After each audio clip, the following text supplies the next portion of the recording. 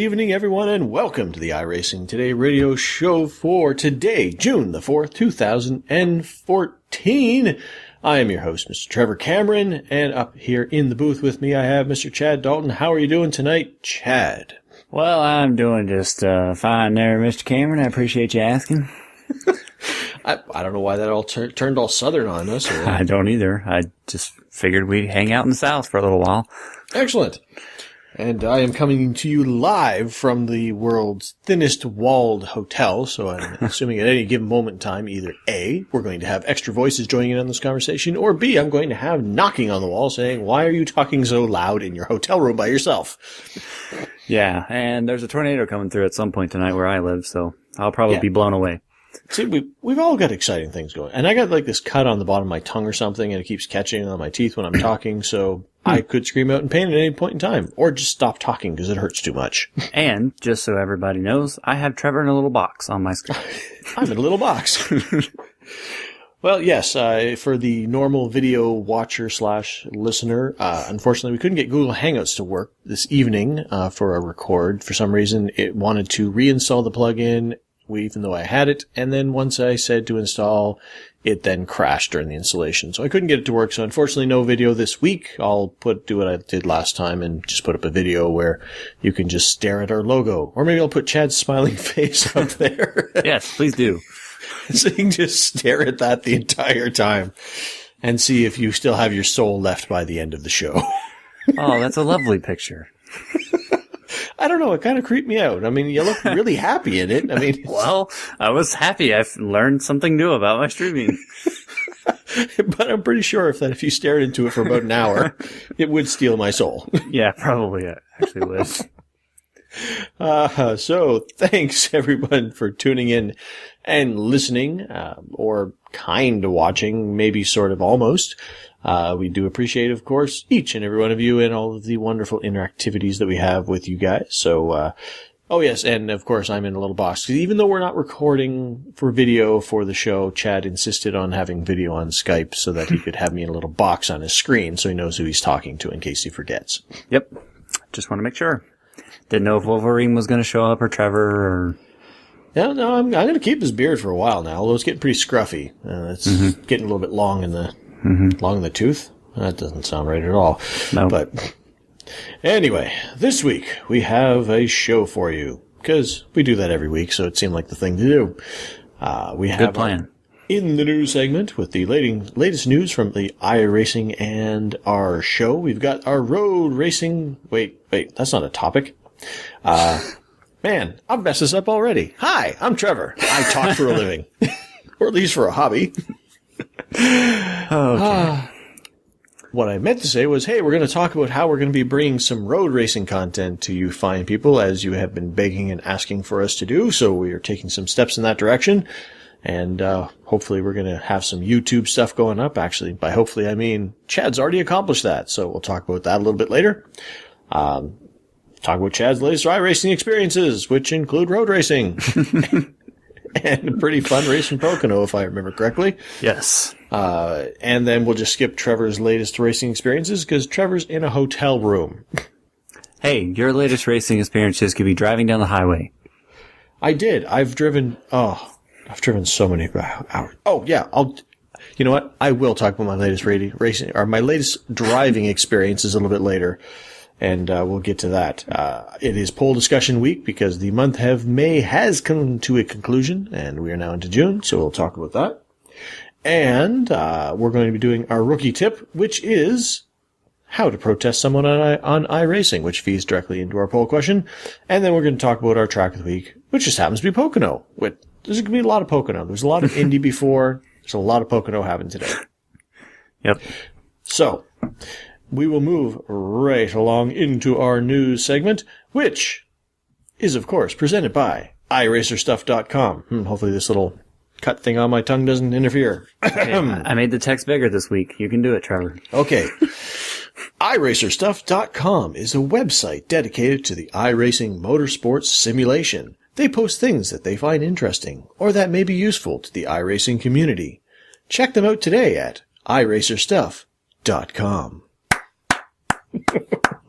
Bravo. See? Encore. I should be doing commercials. Yeah. One week you get it perfect out of the 5 we've been doing it. So, speaking of our poll question, as we kind of were in the beginning, saying I was going to talk about our poll question. Well, our poll question this month, or last month, was... Wait. Nope. See? Okay. Man. Maybe I should. Why are we not talking about the poll question? No, we're going to eventually. But read the text. But shouldn't it be? Okay, so what I meant to say was, don't forget to vote in our latest poll question on our website, which is, on iRacing, do you use voice chat, text chat, neither, or both? Our current poll question expires Monday, June the 30th. Head on over to our website right now, provided that it is safe to do so, to vote in the poll and let your voice be heard. See, that's what happens when I just go by script. That's not fun. Okay. Now on that note, of course we mentioned last week that you can win a VIP NASCAR experience. iRacers can support fellow iRacer and Sprint Cup Series driver Josh Wise. And of course, there are complete details on their iRacing press page, but I'll go down through it real quickly. Just, if I may interrupt for just a quick second, I don't know if you did or did not watch the race. It is on the DVR waiting at home for me to watch, so I've avoided Twitter. I have avoided everything else so I can watch the race when I get home. So if you do know what happened, shut your face. Anyways, current iRacers can buy the virtual iRacing sprint car. Again, not the NASCAR sprint car, but the literally the sprint car, which is kind of a more fun car to drive. Anyways. Otherwise known as... No, wait. Oh, that was it a sprint car that Tony had his little accident in? Yes. I thought that was an Outlaw. But it was a dirt car, sprint car. Right, the one with the big wing on the top of it. Yeah, yes. Okay. But it's still a sprint car. Anyways, similar to the one that Josh Wise used to win 4 championships en route to NASCAR's top division, 75% of all sprint car sales revenue will benefit Phil Parsons Racing. And I know that our teammate Andy Small took advantage of that to help out. So yay Andy, and yay anybody else that has done this. I already own the car, so I did not participate. Me too. iRacers can refer new members to iRacing by having new members enter the current member's email address in the referral box on sign up. I am doing this next weekend, so this is how I'm going to enter into this contest. Wait, how are you referring yourself? You're already... Nope. I'm referring my cousin because he's joining iRacing. So I'm going to be there signing him up. And I'm actually going to type in my own email address into the referral box and give myself $10 and enter myself into this contest because I needed that gift. Anyways, new subscribers who also purchase a 3-month membership for a discounted rate of $12 by utilizing the promotional code PR-JoshWise98, which is what I'm going to use on my cousin. Between May 27th and June 30th, 2014, iRacing will donate 90% of the revenue from those new subscriptions directly to Phil Parsons Racing. Now, the winner of this contest, and those are the 3 ways that I just mentioned you can enter, the winner gets 2 VIP pit passes to any 2014 NASCAR Sprint Cup Series race of their choice, where they will be the guests of Phil Parsons Racing. Travel and accommodations are not included. So if you win, probably a good idea to pick a track near you. For more information about how to support Phil Parsons Racing and Wise through iRacing, check out iRacing.com/Josh-Wise-promo today. Today. Hashtag. Go get some. So anyways, cool little deal right there that we all get to be involved in, and that you don't even have to be a member. You can still get in it. And obviously, if you're a member, you can still get in it. So why are you not getting in it? I don't know. 'Cause? That's not a reason. So anyways, that is that. That is that. And here is another little interesting thing that Chad found on the interwebs, or at least had somebody tell him about it. I don't know. Chad brought it up. Andy told me about it. And that is that iRacing actually got a mention on the Wall Street Journal, or at least their web page. And we will put a link to this article up on the website. I could read it out to you, but there's a lot of things that dashes and stuff, and it seems like a waste of your time. Yeah.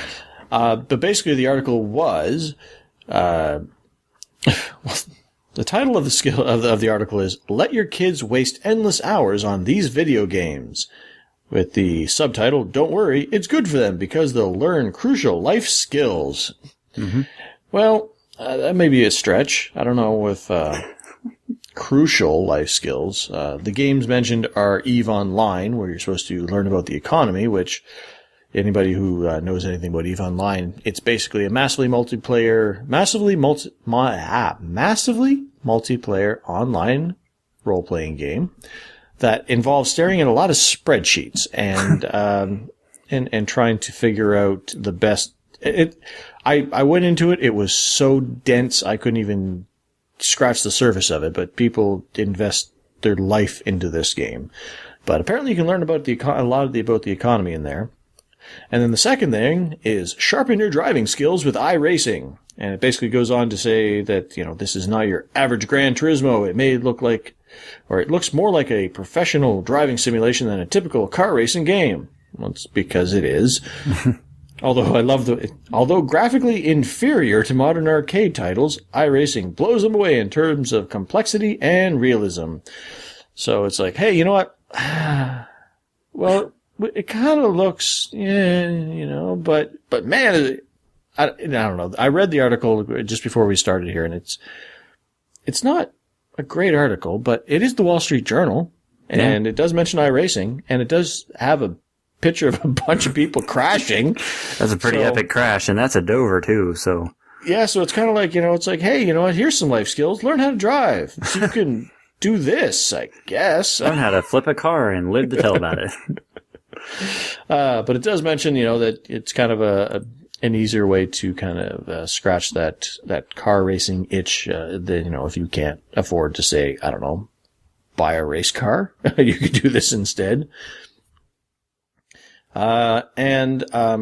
Just so that we are clear on the integrity of the article, because it is the Wall Street Journal, the third game is Project Zomboid, and it's explaining how you can develop your survival skills. So I guess take that with a grain of salt. So it's like you can learn how to rule an economy in space. You can learn how to drive a car and crash it and survive the zombie apocalypse. 3 things you need to know. Okay. I mean, I picked 3 different things, but I would too. But I'm just going by what the Wall Street Journal said. They are the Wall Street Journal, so, hey, who am I to argue? Exactly. So, that is kind of a neat little thing that iRacing even got mentioned, I guess. All those skills I've learned on iRacing, didn't know that they were that crucial, but I'm glad that I learned them. Man, if they only had Mario Kart in there, we know that teaches you how to hit your apex. Gosh, I need to still go pick up a copy of that. Well, let's see, now there's Mario Kart 8 is out as well, so, if you had a Wii U, a Wii 8. Wii 8. Chad, just do the show. I'm just going to go off in the corner here because apparently my tongue sore is throwing me off and I can't actually form words anymore. Okay, well, that'll do it for the In the News segment for tonight's show.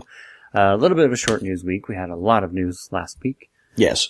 So, anyways, moving right along here, we're going to cut into our experiences on iRacing.com segment. We've kind of changed up the flow of the show recently, which you'll pick up on that tonight as you listen.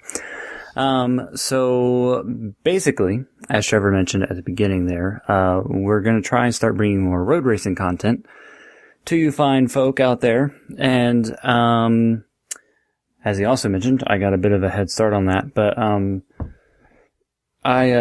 basically here's my plan.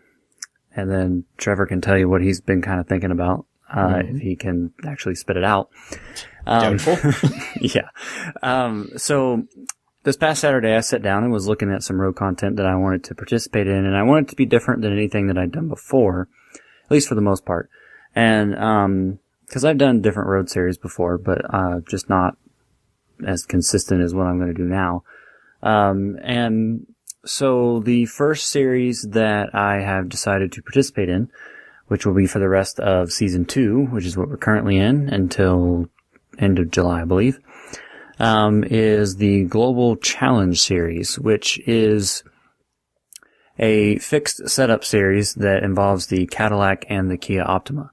And so I was thinking, all right, that's cool. I'll do that series. It's fixed setup. The races are only 25 minutes in length, so they're decently short, but yet you still get your experience, so to speak. And I decided, okay, I'm going to stream that as well, so that my YouTube channel I've already got a couple of road course races, but it was with GoPro camera and not live streaming. So I, said, I'll stream it, and it'll probably only be like a 30-some minute race, to stream.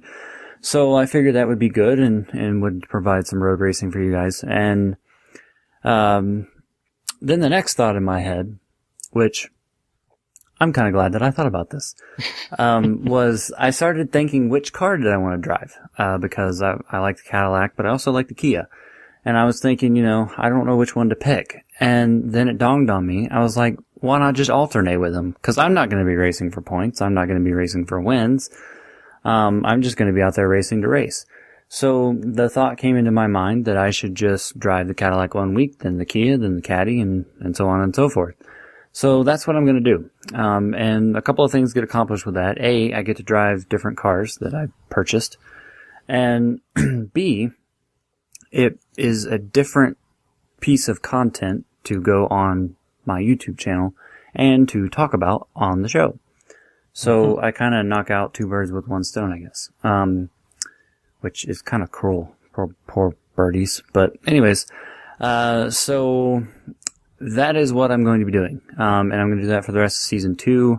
Unless, of course, something dramatic happens and I'm not able to race 1 week. But I should be able to race every single week from here on out. So I will kickstart. Actually, I'm going to let Trevor tell us what he thinks he's going to do. Oh, I was going to say, I think you have a great idea. Yeah. But Trevor, tell me what you think about what I just said. I needed to finish that sentence because I thought I was done, but then I was like, wait, I left that incomplete. My idea initially was to do some road racing with the IndyCar, based on my experiences with that going forward. And then I kind of hemmed and hawed on that a little bit, and actually a conversation with one of the listeners on Twitter sort of pointed me in the direction of the BMW as a car that I should be driving.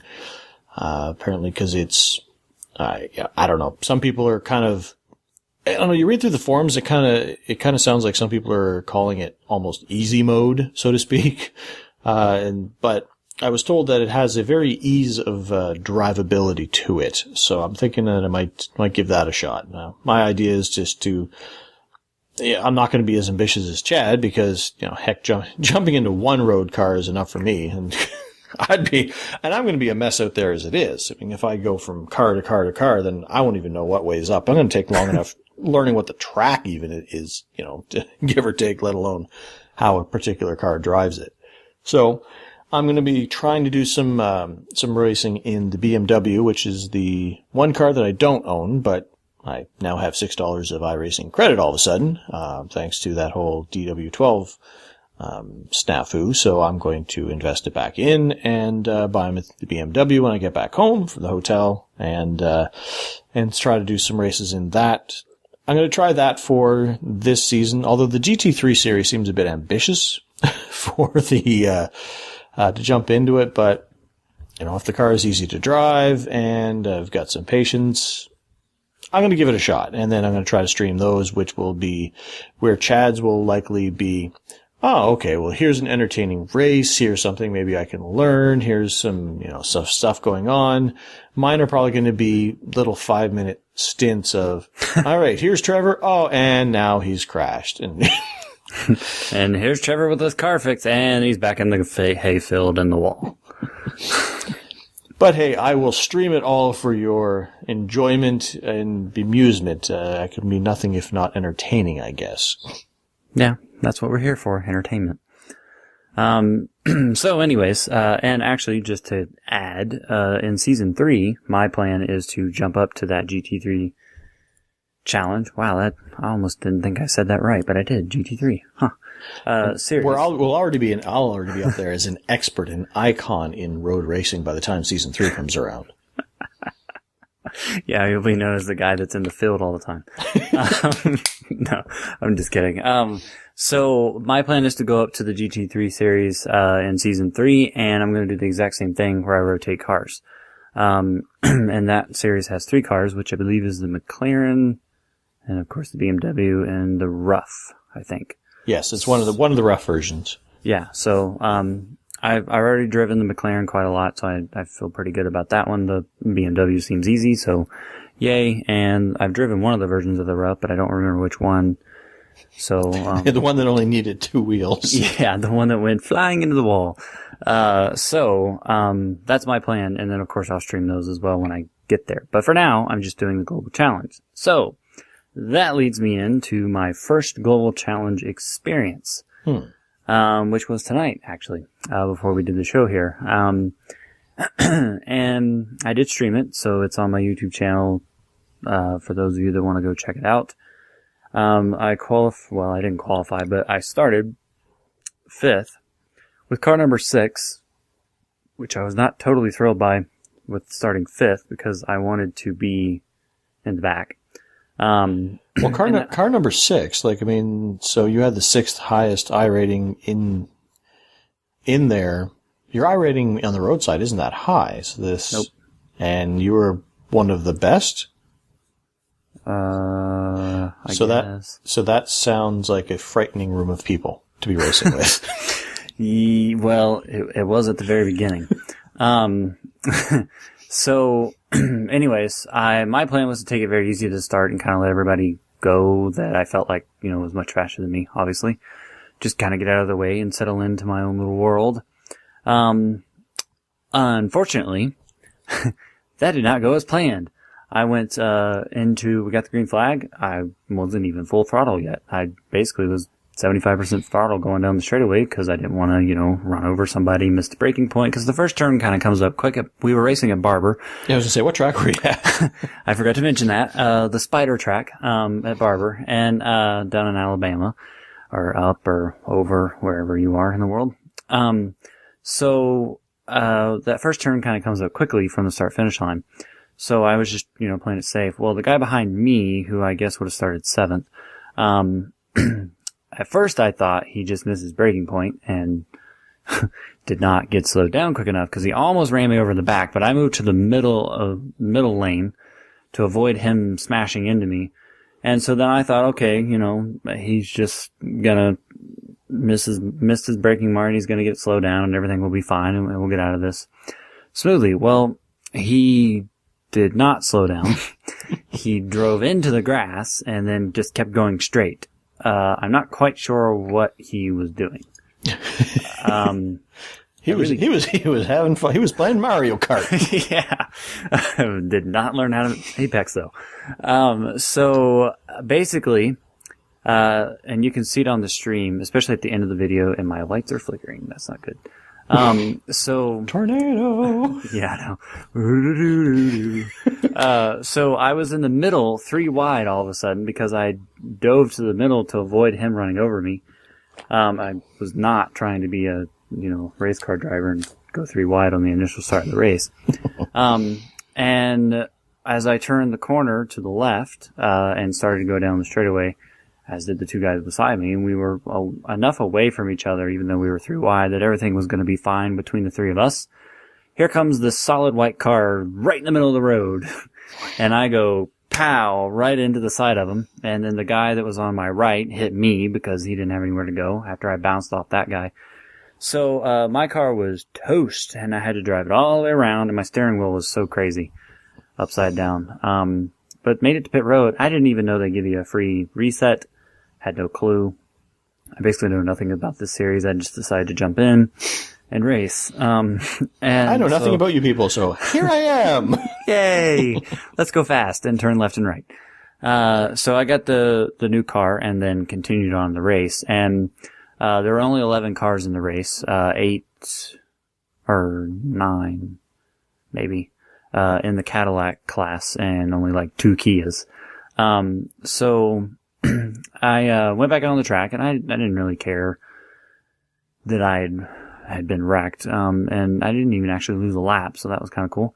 And got back out on the track and just did my own little thing. I was basically by myself the rest of the race, so I don't know if the stream is all that amazing to watch, unless you're just into watching road racing. But by virtue of staying on the track for the rest of the race and a few people crashing out and a couple of them crashing into each other, I managed to get back up and finish 6th in the overall standings and, of course, the class as well, because the Cadillac is a little bit faster than the Kia. So overall, despite the first lap hero, or the first turn hero, and I really did, I thought about our little saying at the end about how the race is so often lost in the first turn. Yep, mine was. Yep. And so was that guys. And so was the other guys. But anyways, despite that, and I was pretty pleased with my race. And I mean, there was only 11 cars, and I finished 6th, which is where I was supposed to finish, and I still lost like 35 I rating.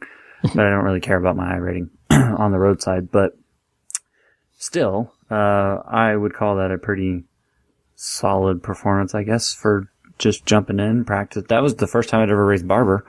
I'd driven it before, but that was the first race I've done there, and that track is actually a lot of fun to race. Like, it really is. I was actually, I was kind of sitting there thinking to myself during the race, I was like, wow, this is kind of like a fun little track. Why have I not raced here before? Because there's a billion road courses available and you don't do much road racing. Until now. Yeah. So, anyways, that is that. And one thing that I'll mention to go with that, race is on my stream. I figured out how to get timing and scoring up there for you guys watching, the streams, whether you watch it live or later on. So that you can see what position I'm in, how many laps we have to go, or if it's a timed race like these global challenge races, how much time is remaining. And also there's a little box that does the standings, so like the couple cars ahead of me, couple cars behind me, and of course me. And the reason why that came out of the blue is a couple of people commented on my Pocono race asking for the timing and scoring, or for me to leave the black boxes up on the screen. And as you guys have heard me say, I do not like using the black boxes. I just flip to them every couple of laps or so just to check something. Laps to go, what position I might be in case I don't know. And otherwise I leave it off because I find it a little bit distracting. I don't recommend that if you're new to iRacing. Always use F3. Yes. Always. But for me, I've been on iRacing for 4 years and I kind of know what goes on now. So I've turned it off, and so far I haven't done anything stupid since I've had it off. I've been going like 6 months now. Anyways, I was trying to figure out a way to avoid having something on my screen to where I wouldn't be distracted, but let you guys always have something there so you know what's going on. And the Z1 dashboard program saved me, I guess. I can run up to 6 instances of that program. So obviously the first instance is my actual gauges dashboard for that particular car. The second one shows the lap time, or not the lap time, I keep saying the lap time, but the laps to go and all that stuff. And then the third one is the standings. So those now appear on my stream, and I used that tonight in that road race for the first time, and it seemed to work out pretty well. So everybody's happy. Most excellent. So, other than road racing, you were also racing at a large track. Yes. And I hear that was eventful. Yeah. You know how a couple weeks ago we talked about the Indy race was probably the most fun that we all had with that Indy 300? Well, I've now put it in a separate category. The Indy 300 is the most fun I've ever had from a team aspect. Pocono on Monday night is the most fun I've ever had on iRacing from a driving standpoint. I was pretty fast, which is not normal for me at Pocono. Normally I'm consistently fast, but so far as like hot laps go, I am incredibly slow. At least compared to the fast guys. But on Monday night, and of course I streamed this race too. And I'm glad I did because it's worth watching for the record. So I qualified 6th and I was really happy with that. And then, did something and my keyboard wasn't working again. Been having keyboard issues, but I figured out why. So now I can fix that and won't have that problem anymore. And so we got ready to grid, so I had to back out of the room real quickly to fix my keyboard, came back into the room, so my keyboard was working now, but I missed the grid because I didn't get in and out quick enough. So I had to start from the pits. So I went from my lovely 6th place starting position at Pocono to starting 32nd and being like way behind because, they don't let you go out until the field passes. So, we had a caution pretty early, and then slowly but surely, I drove my way up through the field, got up through there. A couple of restarts were fun. Restarts at Pocono are awesome. Well, I know, and that's one of the things that I've always loved about that is, like the screenshot on my computer was for the longest time, was a shot looking down from turn 1 in a truck race I was in. Because, as soon as you go in the restart, everybody just fans out and there's like 6 different lines going down that stretch, and that's just awesome to see and like to be in the middle of. Like that is so fun. Yep. I've been 4 and 5 wide before on restarts like that. It's pretty cool. But these couple of restarts in this RCR race went 3 wide a couple of different times. And they weren't just like, 3 wide, we were all spread out. Like a couple of them were like very close 3 wide situations. But I was having fun and trying to get as much as I could on restarts. And eventually, I don't remember, I guess it was about lap 20. I was actually in the top 5. Got up through there very quickly. And then about lap 26, or about 40 minutes into the stream, if you want to skip to it, I was in 4th. And I don't know what happened. I don't even know if this is possible on iRacing, but everybody went into turn 3 on this, I guess it was lap 26. And like, Rayo Fala was leading. He almost crashed. The guy in 3rd almost crashed. I did crash. And like, about 5 cars behind us almost crashed as well. It was almost as if there was oil on the track. It sounds like fluid raining on the track, man. It was like raining or oil. Something was happening. And there were some pretty evil clouds over above turn 3 in that race. So, I don't know. Maybe it was raining. But anyways, I went into the turn and I spun out, but I pretty much drifted or dirt tracked half the turn until I realized that I wasn't going to be able to save it without going up into the wall. So I went down to the grass and then it looped and I just locked the brakes down. And another rookie tip for you, when you spin out and you've gotten past the point where you can no longer save the car, which usually happens extremely quick, but in this particular instance, it took about 3 seconds. Lock down the brakes because you're going to do 2 things. A, you're probably going to save yourself from hitting the wall. And 2, you're not going to, hopefully, anyways, unless people aren't paying attention, you're not going to fly back out into the middle of the road and, have 30 cars coming at you with nowhere to go and, take out a bunch of more people. And if you just lock down the brakes, you're going to avoid a lot of that. And I promise you are. You'll be amazed how quickly a car will stop on iRacing if you just lock down the brakes. So I locked down the brakes, for this and I spun back up onto the track, but only the bottom part and everybody else was coming around on the top. So everybody avoided me, but then we all started laughing because like everybody crashed. It was crazy.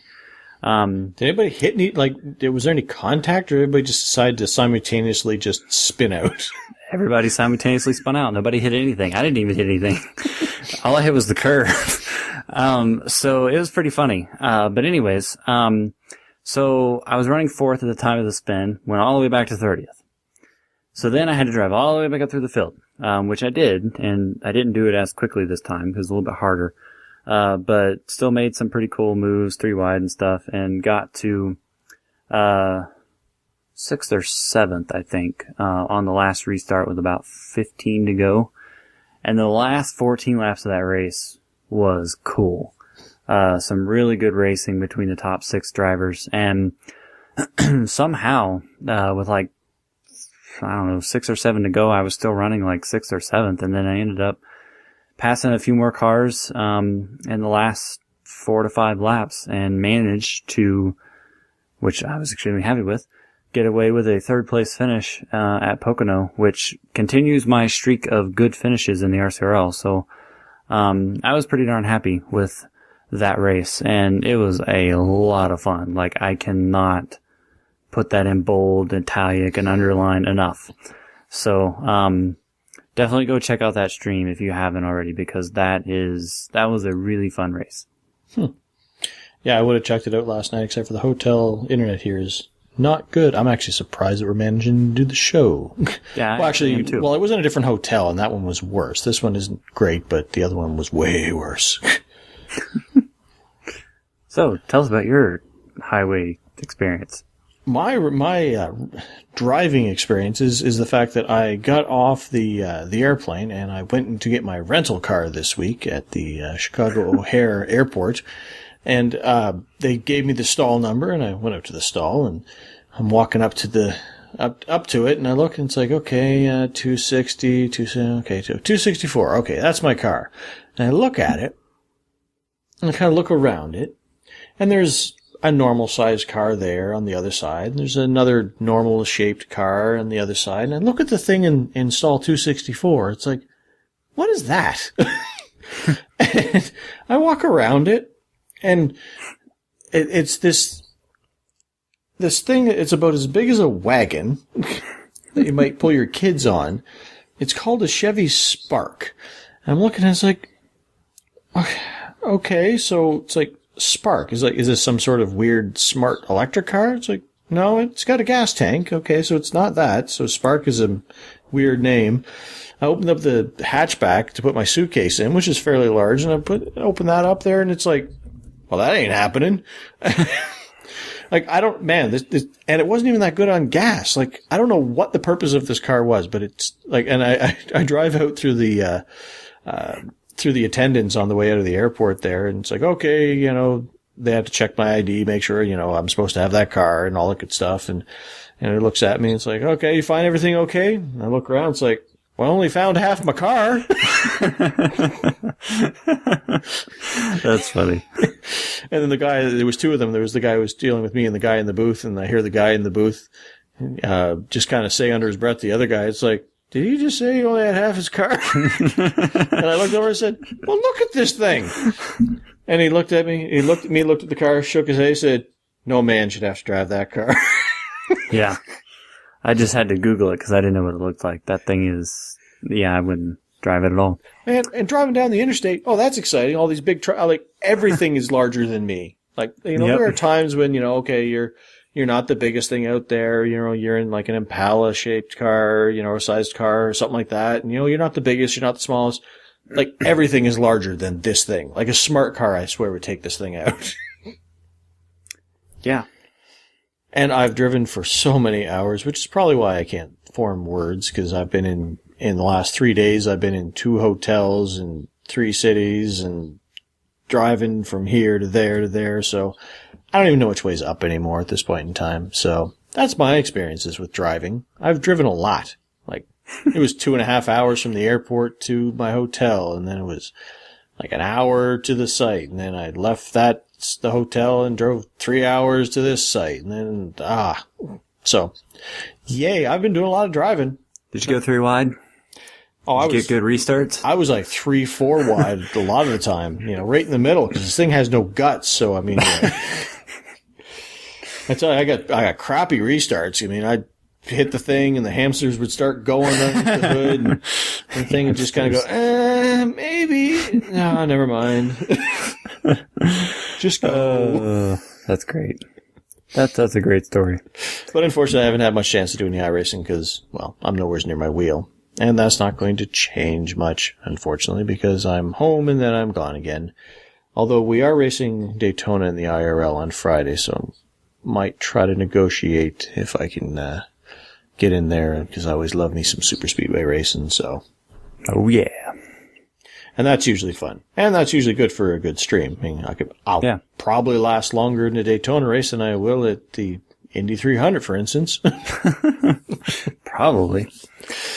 And you can see, I should have streamed me driving this car for 2.5 hours down the interstate. That would have been entertaining. Yeah, absolutely. Oh, yeah, man. Here we go. We're hitting 45. Woo! All right, maintain your speed here. Back it down a little bit. Save your tires. It's like, I don't think this thing has tires. Now it's time to move on to the main topic. Or main segment. So now here is where, as Chad mentioned, we've kind of done some rejiggering of the way the show flows. And next, we're going to be talking about our poll question results. Now, normally that appeared in the news segment, so when I saw a poll question, I got confused because I'm an old man and I fear change. Wow. Okay. So, we're going to discuss last month's poll question results. And that question was, did you or have you ever protested somebody on the iRacing service? And yes. The results, good sir, were... The results were 65% of you said no, that you have not ever protested somebody. 35% of you said yes, and 0 said that you did not know how.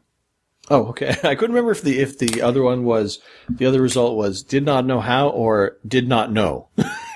So if you protest anybody, yes, no, or you're not sure. I'm unsure. I don't know. I don't know. There's one guy who cut me off. I yelled at him a lot. Is that the same?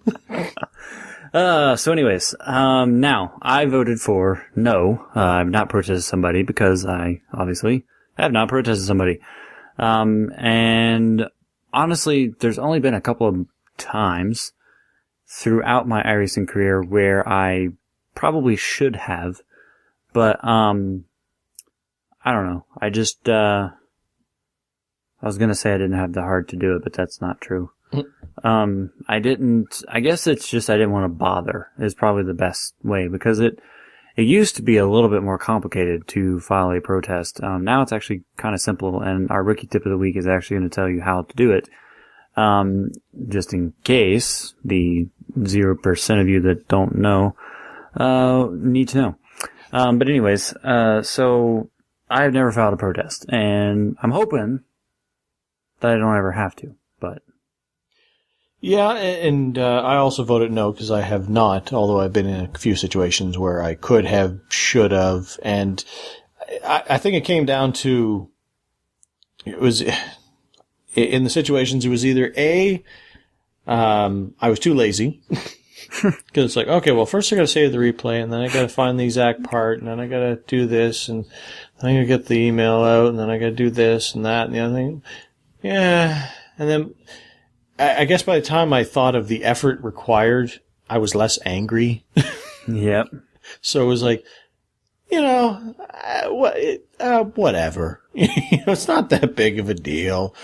The only person that I really, really should have protested is, and I've mentioned that person in the past, was the fact that we had a World Tour event, which was the Nationwide at Road America, when it was the first time that they'd actually gone there in real life, and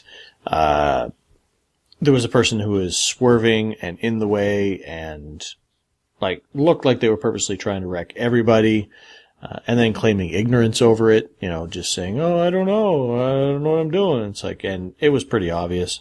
So I never protested them, and all I did was I added them as a studied person so I could make sure I was never in the same room with them ever again. Now you can blacklist them. See, I could do that too. See, that was before that, but I've just left them as there, as a studied person, so I could just see. It's like, all right, oh, and they're still in there, and they're still in the service, and I think they've actually gained some license levels, so maybe they joined in and said, wow, this is going to be cool and fun, and I'm just going to go crash cars, and then they realized, this isn't what this is supposed to be. Maybe I'll do something different. Maybe I'll drive cars. I don't know. Wow, I love your different voices for that. I'm going to go crash cars.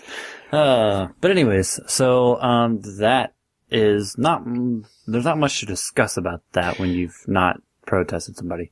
No, and it's one of those things where, like I'd mentioned before, I was actually very curious to see what the results were. And I guess I'm kind of happy that more people haven't.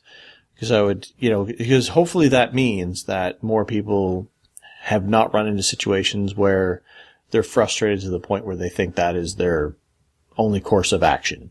Yeah. You know, so hopefully that's what that means, and not that they're, you know, like Chad and me and too lazy to do it, you know, because I mean, and I don't know if there are, I mean, when people are protested, I mean, you do hear about it. There are plenty of situations where punishments are doled out and people are suspended for a period of time, or have their voice chat privileges removed, or their forum privileges removed if it's, you know, due to, you know, posting in the forum in an inflammatory fashion. So, I mean, there are punishments that are given out if people are doing things that they shouldn't. So, I mean, it probably is better if you do go ahead and make that protest, if it's something that seriously needs to be protested, you know, rather than, and like we're going to tell you how to do that in a few minutes here. And it's a lot simpler now, although they strain, or they stress the fact that they're taking away, because it's easier now, they're taking away that whole, hey, maybe it's too much effort. So instead they're filling that it's too much effort gap with, hey, are you sure you really want to do this? Yeah. There's a lot of warnings and stuff in that. We'll get into that in a minute here. But I'm glad to see that it was more skewed towards no than yes, I guess. Yeah, I was too, but at the same time I was a little surprised that it was so much of a big difference. Like, there were a lot more no's than yeses. I kind of figured it'd be close. 'Cause there seems to be more stupid stuff happening now, in certain races on iRacing, where protestable stuff might be a little bit more on the up and up, I guess, compared to what it used to be. But, I mean, I'm not trying to down anything, but, so I'm glad to see that, provided that people are feeling like it's not the majorly protestable thing. I'm glad to see that it was more of no as well. And hopefully, that won't change dramatically over the course of the next few years to where the yes becomes the high vote. And hopefully we can keep on, you know, not using that protest thing and having good, clean people race on iRacing. Yes. And hopefully the numbers don't spike in the yes direction once we tell you how to file a protest. Yes. So, rookie tip of the week, which doesn't have to be a rookie to listen to this, is how to file a protest. Now, there's a very simple way. Whoa. Okay. Whoa. Now, there's a very simple way to do this. What was that all about? Sorry. Tornado? When you log into the iRacing members website, and it doesn't matter what page you're on, so long as you're on the members website, which obviously means you have to be a member of iRacing. You will see... Yes, no non-members protesting people. Yeah. In the top right corner, you'll see your little license block, whether you're road or oval.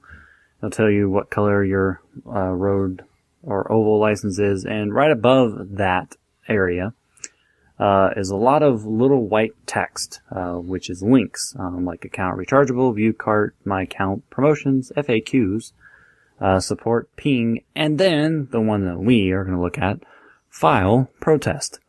If you click on file protest, a little dialog box will pop open that allows you to do this. And you get some different violations to choose from, and I believe that there are 6 different ones you can choose from. The first one is a competition issue, then a voice and or text chat issue, forum violation, retaliation or intentional wrecking, blocking, and tire heating. And depending on which one you need to click on, so like let's just do this for example, I'm going to click on blocking. It'll tell you where this is found in the sporting code, so it is rule 7114.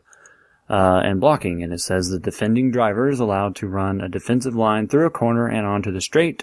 For iRacing, blocking is a deviation by a driver from defending position based on the action of the pursuing driver. Please see the video example at the following link, and then they give you a link to a video to show you exactly what blocking is, because sometimes people misinterpret what blocking is. Then what you have to do is you have to put the subsession ID, and then they give you a link to show your recent session, so it's a little bit easy to find the one you want to mention. That's a really convenient thing too. It's like, yes. It's like a session ID. It's like, I don't know, man. It's like, yeah. Oh, well, here's what you've been doing. It's like, oh, well, okay then. Yeah. And another way to find your session ID, not that you need to know because of that link. But if you go to, like, let's say, I'm just going to use hosted session because I am just going to do that. If you go to your hosted session results and you click on the results to view the results, and of course a new window will pop open with all of those results. There's a big long number, that appears at the end of the link in the navigation bar. And it's towards the end anyways. It's usually, I guess it's like a 6 to 7 digit number. And that is your session ID. Anyways, moving on now back to the protests. You can moving right along. By the way, while you were displaying that bit, I loaded up the video on what is blocking, and that's a good video. That's some good blocking going on in that video. Oh, now I'm curious to watch it. I suggest going and watching that. Click on File a Protest and then click on what is blocking, just for, if nothing else, for the entertainment value there. So that, not now, not you. I already watched it. Stop it. Oh, I can see your face. You're distracted. I stopped it. Anyways, then you're going to put your driver name, your complaint, and the description of the complaint. And then you get to attach up to 3 things, which you can attach a replay. I don't know what else you would attach, but anyways, now at the bottom, as Trevor was saying, earlier, they give you all these warnings about stop before you file this protest. Remember that in racing, accidents do happen. And of course that is true. The primary intent of a protest system is to discourage and, if need be, penalize intentional malicious acts that negatively affect members' enjoyment of the service. You act like you want to say something. I was going to say, and here's another key point underneath there. It says section 8.3.4 of the sporting code states, regardless of the outcome of any, why did I pick this? Adjudication, first may deem a protest to be frivolous if it is found by the first competition board not to be reasonable, logical, and based on sound evidence. First reserves the right to assess a penalty to any member filing a frivolous protest. So basically, hey, that guy won the race and you didn't like him, so you protested him. That could end up with you getting penalized instead. So yes. So definitely, if you're going to protest, make sure it is worth it. Now, here's another thing I noticed with the, because like you said, it goes through subsession ID and then driver name. It's like, is that your driver name or is that the driver you're protesting? I mean, you're doing it from within the member's site, so it's got to know who you are, doesn't it? I don't know. I would think you. Well, I don't know. Yeah. What if you end up protesting yourself? I would imagine that you would probably put the driver's name that you're protesting. That's what I would think too. It seems odd that you would put your name because, like you said, it should know who you are, and it should know where it's coming from. And I mean, there's no other form, so to speak, where you put, "Hey, I'm protesting Trevor Cameron because he's a blocker." So, like, I would imagine that is where you would put the person you're protesting. I don't know. I've never protested anybody. Yeah. Although, I mean, that is really good that they do put the actual section that you're going to be, like, here's the sections you can protest against. And like you were saying, it actually gives you a description. Here is the section. So, if you're going, it's like that guy was blah, blah, blah. It's like, and then you go and click on whatever it is, that you're protesting them for. And it tells you, okay, here's exactly what the code says. So you can read it and say, well, all right, maybe it doesn't quite fit that. I don't know. Let me watch that blocking video again and see. Now, one thing that I do want to point out, one of the things that I said that you can do, one of the 6 violations, tire heating. This is, I don't want to say a new one because it's been out for a while now, but it is technically new. And I have actually heard of a couple people who have, I've been in races with who have at least they sounded very truthful about it, that they had no idea that there was a rule against this. Now, what tire heating means, it is not when you're on the pace laps weaving back and forth. Also, don't do that. Yes, because it doesn't help anyways. Some of us do it for fun if you do it very minimally, but don't be sporadic. Don't be, I'm a NASCAR racer. Swing, swing, swing. So now tire heating in the protest system is drivers will not attempt to heat their tires prior to making a qualifying attempt at any track. This includes nosing up to a retaining wall, doing donuts on any surface, or sitting on pit lane doing a burnout. Methods not explicitly listed in this section will be reviewed by race stewards / officials, and a determination will be made as to if it was advantage was gained, because this kind of came out. It started, I think, with super speedway racing, where you could heat your tires up and you would get a wicked fast lap time on plate tracks for qualifying, and then it's kind of turned into it happens everywhere. Yeah. So this is against the rules, and it can be protested if somebody sees you doing it. And I actually was in a Carburetor Cup race, and somebody said that they had done it, and I don't know if anybody went and protested them, but everybody kind of jumped on him like, dude, you're not allowed to do that. And he sounded like he had no idea that it was against the rules. So if he was being truthful, then maybe there's other people who even listen to our show that don't know that that's against the rules. So now you do. Don't get yourself suspended. Yeah, I guess there's a line there where it's between gaming the system, so to speak, to gain an advantage. I mean, heck, real racers do it all the time. You know, trying to push the limits of what is allowed and what's not allowed. And, you know, it's like, well, the simulation allows me to do this. True. But, you know, they've specifically put a rule saying that you can't, and that oversees that. I mean, that's kind of like, it reminds me of that, Drivers' World Championship race way back when I think it was Towler and somebody else were using cutting the course. Yeah, cutting the course in order to gain an advantage. It's like, well, you know, the sim isn't giving me a black flag for it, so I guess it's allowed. It's like, well, okay, yes, the sim is technically allowing you to do it, but you're obviously breaking the rules. Like, there's a common sense factor in there too. Yeah. So, and there is, even if nobody has a video replay of you doing this burnout stuff, you can tell. Your lap time is going to be significantly better than other people's. So it's not like, oh my gosh, that guy's just really fast. It's like, yeah, he's cheating. Well, I mean, you can tell. Maybe I'm just that fast. No, you're not. You know what? I could probably I should do that one time on my own, like not an official session. And I bet you I'd still post a slower qualifying lap than everybody else. I don't know.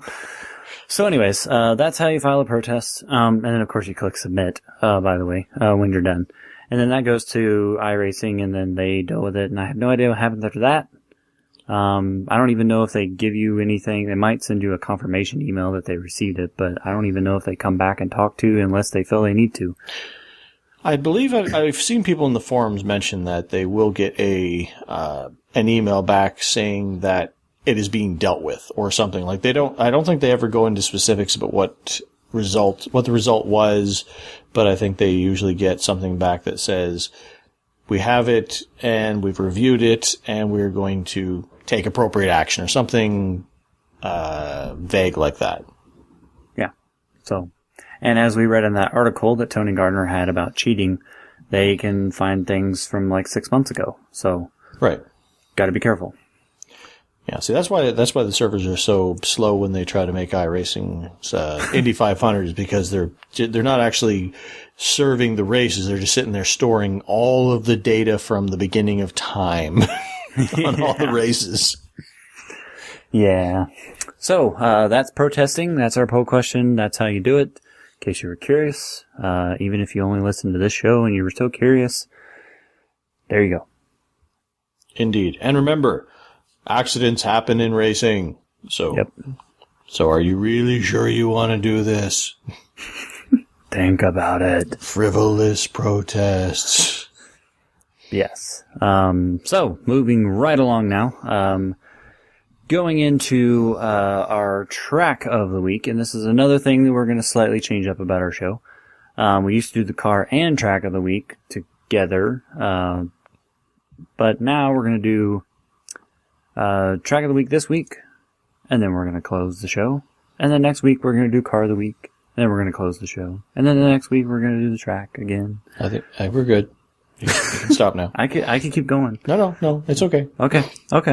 So anyways, we're going to alternate those now. Figured it'd be a little bit of a time saver. And, I don't know. Anyways, so our track of the week. Trail off. Yeah. Track of the week is Pocono, which, of course, is where I raced on Monday. And as I mentioned, I love restarts here, but a few quick facts about this track. It is in Long Pond, Pennsylvania, USA, the oval course, which is funny to say, because it's like a deformed triangle, really. Yeah, you should just call it the only turn left course. Yeah. Is 2.5 miles in length, so like Daytona. It has 3 turns, but here's something that not too many people probably know about Pocono, is it actually does have 5 different configurations. It has an international course, which is, of course, a road course, and uses a good chunk of the oval, in quotes. And apparently it is still 2.5 miles, which seems a little hard to believe, but... Well, I guess because so. it uses most of the oval, and then it kind of cuts out turn 3, and instead just pretends that it's a snake for a while. So that back and forth has got to take up a lot of mileage. Yeah, I know. Now, the interesting thing about the international course is you go reverse direction compared to the oval, which... Man, that would mess you up. Yeah, that would take some getting used to. So anyways, that course has 10 turns and a very weird bus stop on the back straightaway there. Yeah. What? I said, yeah, that is a weird... Man. And it's funny, too, because a lot of those things, these road course pieces, you can see them, they're there, but, like, you don't even notice them when you're driving a lot of the time. Yeah. The next configuration is the 1 mile south course, which has 10 turns as well, and mostly uses turn 1 of the oval course, and then it goes into some weird twists and straights and stuff. It almost looks like a fortune cookie. I was going to go with, actually, if you look at it kind of sideways, it looks sort of like Elvis. With the chin and the hair puffed out, that's turn, like his hairline is turn 1, going down into turn 4 is kind of like where it's down towards his forehead. Okay. Yeah, so the Elvis configuration. Anyways, and that, of course, is known as the South Course, its actual name. We're just making up stuff. Well, I went fortune cookie. I like mine better. Anyways. Now, one thing, if I may interrupt here, No. Looking at the pit road information for it, wow, that's a pit road. Yeah, I love how it's in between turns 5, 6, 7, and 8. Yeah, like that. You can't fit like what, 2 cars in there? Yeah, this is like a 10-car race. Yeah, so. you have to decide with the other competitors when you're allowed to pit because we can only fit 2 at a time. It's like, okay, you and Fred pit on lap 10, and me and Johnny are going to go on lap 11. All right, sounds good, man. So yes, moving along though, the East course is a 13-turn course and is 1.4 miles and barely takes up any of the actual oval track. Just a little bit part of the back straightaway, or what I guess is the back straightaway, or the long pong straightaway, whatever. But most of it is actually on the infield, and that actually looks more like a road course type track that I guess most people would be accustomed to. It actually doesn't look so terrible of a road course, and the pit road is not as scary looking either. Now, what does it look like, though, if you look at it? I don't know. I'm scared to say anything because you didn't like my fortune cookie. All right, look at the large section between, like, turn 5 over to 6, 7, 8, and 9, that sort of shape up there. Think back into the 80s. I know it's hard because you're young. I didn't really live in the 80s. Yeah, see, there's the problem. That course totally looks like E.T. That looks like E.T.'s head. Yeah, I do know E.T. I was thinking it looked like the, I don't know what she was. That character that was Mr. Krabs' daughter on SpongeBob. She's like a whale. Yeah, Yeah. it kind of looked like her face. So. Okay, I'll give you that. Yeah, okay, thank you. All right, Appreciate that. so we've got the Elvis course, we've got the E.T. course. And the last one is the North Course, which is a 1.5 mile drive. And this has 10 turns, and takes up all of turn 3 of the oval track. I wish you guys could see the video of Trevor right now. And this looks like the bottom of a cow. Okay. What were you thinking? I can't say. Okay, so, yeah, you also go backwards on that track too. That would be weird as well. And the pit road is in turn 3 on the access road. That's interesting. Oh, okay, yeah. Actually, if you look at it sideways, it kind of looks like a polar bear. Yeah, it does. Doesn't have his Coke bottle though. No. I guess that's one of the other courses is his, maybe E.T. is his Coke bottle. I don't know. Okay. But anyway, so of course, Pocono, the oval, is called the Tricky Triangle, by some, and the Bermuda Triangle by others. I usually call it the Tricky Triangle, because I think that is so much more fun. But it is a 3-cornered, racetrack, and it is utterly unique. And the interesting thing about Pocono is that it always, in the NASCAR world, it always seems to rain. And the funny thing about that is this past Monday, and you can see it in my stream, and I even uploaded a picture on Twitter. I don't know why, but the weather that was used for that race, which is realistic weather, I believe, that we use in that series, the turn 3 was like completely dark. Everywhere else it was sun shining and everything was great. But turn 3 was dark and nasty looking clouds. So I was like, yep, we're definitely in Pocono because it's threatening rain. Which is funny because it's, it's one of the big key things of that facility is the fact that they have, like, I don't know if it's the world, it's some record breaking solar panel segment that's powering, a lot of the track and stuff. It's like, but it's always raining. So you might have picked put a big solar panel outside of Daytona. It's Florida. It's sunny a lot. Yeah. So anyways, I love Pocono, as I mentioned before, and I've always loved restarts at Pocono because, like, I'm one of those people, like, even in the real world NASCAR stuff, I love restarts at this track. But on iRacing, this is probably my favorite track to race at when it comes to restarts for oval cars. Because, like you were saying earlier, you kind of fan out going down the straightaway. It's such a long straightaway. And you have so much room. And it's not like, you have all this room in the front straightaway and then you get to turn 1 and everything narrows up. Like, you've still got room in turn 1. You could still go 4 or 5 wide if you wanted to. Probably shouldn't, but you could. Well, it's really, really wide as far as surface, but, I mean, I find the turns here to be really, really line sensitive. So, I mean, you have to drastically adjust your driving style if you're going to be going through that turn, not, the proper way, so to speak, I find. Yeah, turn 1, I think, has gotten a little bit better at where you can kind of move around. I've made the bottom work.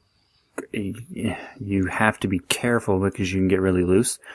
But I've made the bottom work. The middle seems to be the best line, and the outside can work, but not the best. Turn 3, you're pretty much just on the outside now, in that new patch of asphalt that they put down there a few years ago, before they obviously repaved the real Pocono track. But since we still have the old one, but I just love restarts, and in my stream on Monday night, there were probably 3 or 4 times where I went 3 wide at some point on a restart, and I don't know, it's fun for me because it's not like I don't get nervous when I go 3 wide, but there are tracks where 3 wide is not recommended.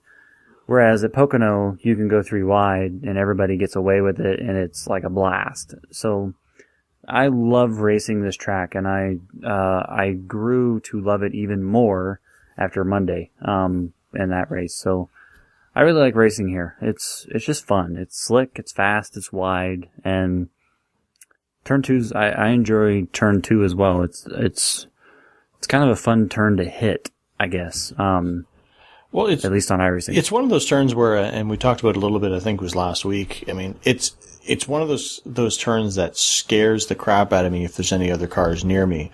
But it's also one of those corners that's just so satisfying when you hit it right, because you carry so much speed through there. I mean, like I've talked about turns that are kind of have that, you just kind of pump your fist when you hit it right on road courses because it's more prevalent on those sort of courses. But this is one of the only ones that I think I've ever seen on a quote unquote oval course that has that feel to it, because, I mean, typically in an oval course, very similar, symmetrical track where you don't have that one section that is just, so technical. And that's, that's kind of turn two, the tunnel turn here, where you go through there, and if you hit it just right, man, it feels great. Man, is it so easy to not hit it right. Yeah. And I agree with what you're saying there about hitting it right. And you can even notice it when you've hit it right, because you really gain a lot of time on the car in front of you, or even the car behind you, depending on the situation. But it's easier to see, obviously, with the car in front of you, because you just start closing that gap as you go down that little short straightaway into turn 3. So yeah, it's definitely, like you said, it's probably one of the most satisfying turns when you hit it right, but it's also like horrifying when you hit it wrong. So. Oh yeah, I mean, like, it is easy to, like, it's like you try to hit that apex just right, and then you get your tires just a little bit too far to the left, and you get, a couple of blades of grass, and boom, you're around.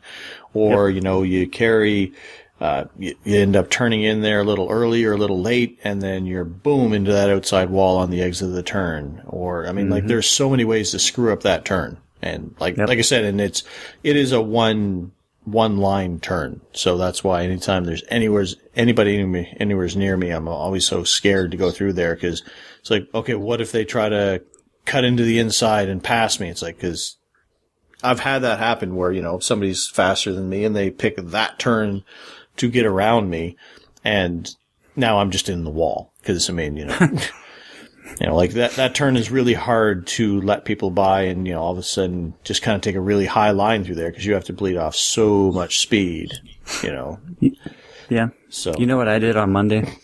You dove into front inside of somebody and forced them into the wall? No, actually nobody crashed. You'll see it in my stream. Came out of turn 1 and 2 guys were side by side, and I got a bigger run than they did. So I put on my big boy britches and went down to the bottom and made it 3 wide as we went down that big long straightaway. And as we got down towards turn 2, I even said on the stream, this is going to suck, because I knew we were going to turn 2 and we were 3 wide. But fortunately, I don't remember who it was. It was either the guy in the middle or the guy on the outside that backed out. So we ended up only being 2 wide once we officially got into the turn. But we were basically 3 wide when we entered there, and I was on the bottom. And I was most worried about being on the bottom because I didn't have the best angle. So I was like, okay, I'm going to hit this turn, and I'm going to hit the brakes, and my car's just going to go right. And then I'm going to hit the guy in the middle, and he's going to hit the guy on the outside, and I'm going to cause a huge crash. People are going to yell and scream and cuss, and it's going to be my fault. But it all worked out perfectly, and I was so excited. I was like, yeah. And I gained 2 spots. Huh. See, if you'd done that with me on the outside, I was in the wall. Yeah. Every time. So yeah, Pocono is a fun track, and if you have not picked it up, I believe it's $14.95 because it's a bigger track. But I'm not sure, so don't quote me on that, to pick it up. And of course, with discounts, it would be cheaper than that. But it is a very fun track, especially if you're into oval racing, and you plan on, doing some oval races there. You still have to be careful. You can't be a maniac on restarts, but they are some of the more fun restarts that you'll ever experience on iRacing, provided you're with, decent group of drivers. Right. Which I was on Monday, obviously, so the restarts were a lot of fun. But overall, the track is pretty fun. It can be slick, it can be a little difficult, it is a little line sensitive, and it is huge, so you can run, like our race on Monday was 80 laps, and it felt like it was 300 because it took forever to get around there. But it is a fun track, and I really do like racing here, and I like the old surface better than the new surface, and I've never even raced a new surface, but I can already tell you that I like the old surface better because it's slick and fast. So yeah, and it's one of my favorite courses actually as well. For some reason, Pocono and Concord are two of my favorite racetracks to race on the service. So, and even though I do struggle here a little bit because, like I said, I mean, turn 2, I get it right like half the time, and turn 1 and turn 3 are like, because they look so wide and it looks like you have so much room to go, but they tighten up so much of the exits of those corners where if you haven't carried the right amount of speed and the right line through those corners, then you are in that wall. Yep. So, but it is a lot of fun. I really, really enjoy racing at Pocono. I always try to, it's one of those courses along with the super speedways that if somebody's racing Pocono, I try to make that race so I can race out there on there with the guys. So. Yep. So, that covers Pocono. And that covers our show. Yay. So, I notice how, I still have, see, he's made some changes to the notes. I don't know if this all says the same stuff anymore, so I'm probably going to mess all this up. I didn't change it. The only thing that I changed was, that your name is bigger. Oh, my name? Well, well, it should be. Like bigger than yours, you mean? So. No, it's the same size as mine. It's just bigger. But that will about do it for this week. Big thanks to all you out there for listening. Remember, the show is available for download on iTunes and Zune under their respective podcast sections. I don't know why I want to keep putting that word in there, even though it's the wrong word. It's not in the script. Where we would really like you, if you would go over there and give us a review. I saved it. We would really like them. Yeah, and speaking of reviews, we have been getting some more reviews, at least in North America, I guess. So thank you guys for those, and keep them coming. Yeah, absolutely. And somebody, we know there's like 14 billion of you out there. And the UK, take a screenshot of the ones from the UK so that we can read them, because we can't see them. I think I can fool iTunes into thinking I'm from the UK so I can go look at them. But it's probably just going to be easier and quicker for somebody to screenshot it and email it to us than it is for you to fool it. So that's why I said that. Oh, and speaking of our fans and whatnot, I noticed that through Twitter when you were talking about your Pocono race, I think it was Danny Resser who had dubbed the person who dive bombed you and took you out of that race as Vlad the Impaler. I think he called him. Yeah. That was kind of a dumb move in that road course race. You can see that in my stream, though. It's kind of funny. But yes, reviews help us get the word out, so that would be appreciated. The show is also available on YouTube, on my YouTube channel, and Chad's YouTube channel for watching and listening, including the show, which will go up there eventually with something that's not video. You can check out the website for information, archives, links, and the polls you mentioned on the show over at iRacingTodayRadio.com. You can follow show news through Facebook at Facebook.com/iRacingTodayRadio. And yes, we did reach 100 likes within minutes of that show airing last week, so thank you very much. We're at 104 now. Let's get to 110. Yeah, let's just keep setting the goalpost further and further out. We can do it. Exactly. There are hundreds of you out there listening. Like Facebook. Well, don't like Facebook. Like our Facebook page. You can hate Facebook. Yeah. You can hate Facebook all you want. Yeah, Facebook is dumb. And of course, you can listen to us chat about irrelevant things over at Twitter. Twitter.com/iRacing today for myself, and at Gigglyface over there for Chad, or at It's Chadillac. Well, I don't know. You're having a moment. Please email any questions, comments, and poll suggestions that you may have to feedback at iRacingTodayRadio.com. And also, we got a poll suggestion from somebody that we're going to use next month, so appreciate that. Yes, so in case you think we were ignoring you, is the fact we already had this month's picked out, so we really like yours. And I don't have your email up, but we'll give you credit when we put it up. And so we're going to be using that. So yay, poll suggestion. Yay, good job. When you go vote for our poll question, you know what? I'm just going to take a minute and pull up his email. We're I'm just kidding. That's not in the script. I can't find it. Anyways. And of course, feel free to add myself and Trevor as friends on the iRacing.com members website, as several of you have and continue to do. But until next week, ladies and gentlemen, remember that the race is rarely won on the first turn. But it is often lost there, as Chad found out. Good night, everyone.